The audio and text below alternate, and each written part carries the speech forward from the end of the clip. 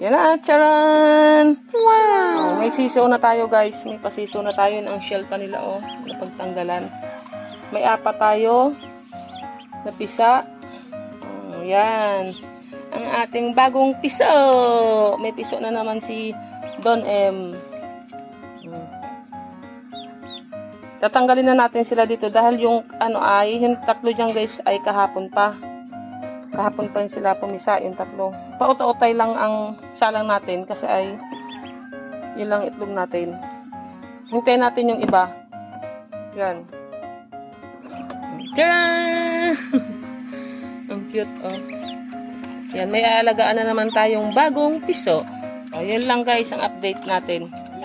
Sa di bali na ay 5 piraso.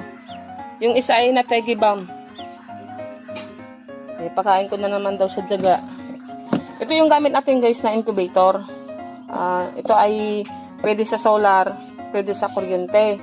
Nagba-brown out talaga nun. Brown out talaga.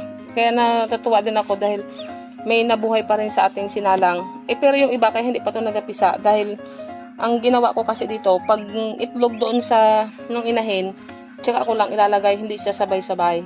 Okay, okay lang naman yan. Ang gamit natin ito ay automatic incubator. Nagro-rotate ito ng kada 2 oras. Yun lang guys. Good morning sa inyo lahat.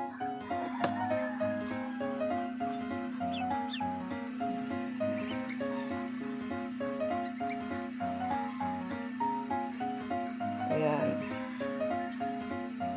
June 9.